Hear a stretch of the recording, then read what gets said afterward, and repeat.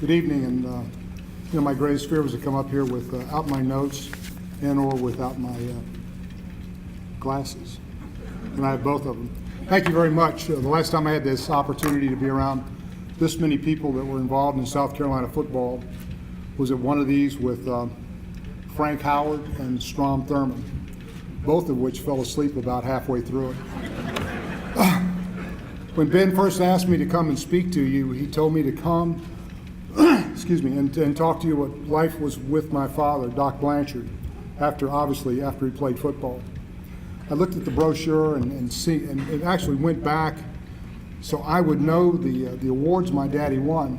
What was interesting was that the football team that he played for were national champions for 3 years in a row. His running mate, a guy named Glenn Davis, and Daddy were the first and the only two running backs to be consensus All-Americans 3 years in a row. Glenn Davis actually won the Heisman Trophy when the year my daddy was a senior. When I thought of all the things that my daddy would be least interested in me going over with you, is all the awards that he won. I used to give my father a problem. We were teasing. Back then, they had to play both ways, and the films were still around, and you could see them. Daddy was a linebacker. He didn't move around much on defense, but he knew what to do when he caught the ball and intercepted it. I found a factoid. A lot of people know some of the things that my father achieved as a fullback, but Daddy owns the record at West Point for returning the most yardage for intercepted passes over a 3-year career. And it was interesting, you were talking about Hollywood. My father and Glenn Davis made a movie called The Spirit of West Point. I can remember sitting there. Daddy was a plebe coach at West Point for a period of time, and Daddy was on TV. And we're sitting there going, Daddy, this is you. He would probably want you to forget about that. I will tell you that Daddy graduated from West Point in 1947. The Air Force hadn't come about.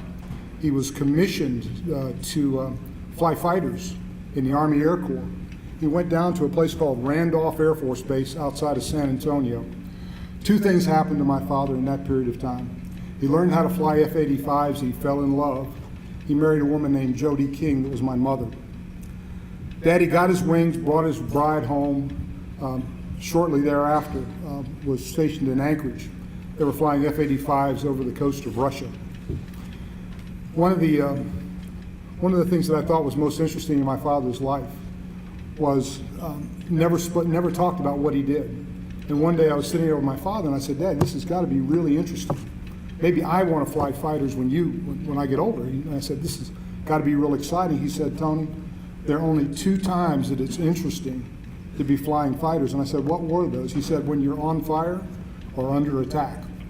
Daddy was both of those. We were in England. Daddy was flying F-100s. If any of you know anything about fighter pilots and jets, there are basically 3 components to that. There's a big airplane with a huge jet, a lot of gas, and a guy on top of it driving it. Daddy took an F-100 off fully loaded on the way to Tripoli to do bombing runs, and the airplane caught on fire. If you're familiar with South London, the population density over there is exceptional. They told Daddy to eject from the airplane and refused to do that. So they declared an emergency. They cleared the airspace and he landed the airplane on fire. The airplane blew up. What was interesting was when Daddy got down, popped the canopy off the airplane. He somehow managed to get out of the airplane, and when they debriefed him and they interviewed him, he said that he didn't think he was able to run that fast ever again. One of the little-known things about my father is he flew 100 strike missions over Vietnam as a lieutenant colonel. One of the things I think I would like to tell you is that someone else told me who my father was. We thought the Heisman, the Sullivan, and the Maxwell Awards were just what Mother was using to keep the furniture down. I remember growing up with my father. My father never, ever counted to 1. He never counted to 3. When he told you to do something, he expected you to do that. Growing up, I was an active little kid. So my mother would get frustrated with me. She would look at me and at the end of a rope and she would say something to me that was a death sentence. She would say, "Go up into your room and wait till your father comes home."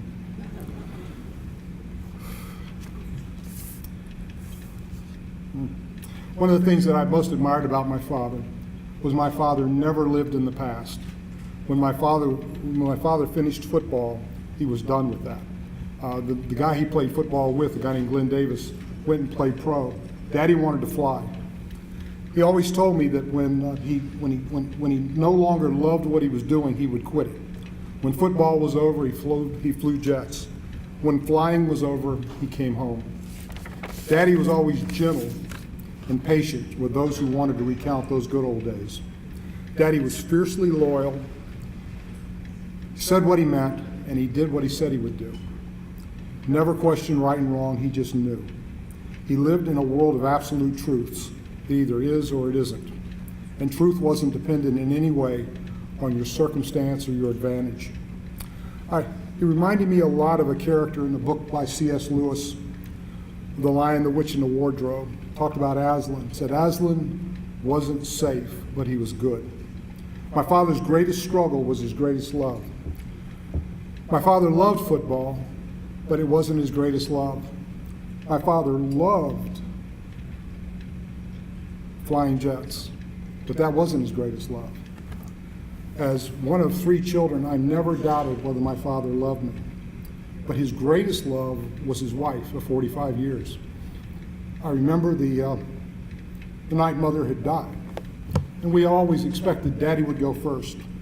He would fly off someplace, crash, we'd circle the wagons and make it. Mother died, Daddy's sitting there, not a man of many words. And he said, "I don't have a reason to live." And what was amazing to me was I always held my father here. When he said that, it went like up here. The greatest love of my life was to watch my father love my mother. Thank you.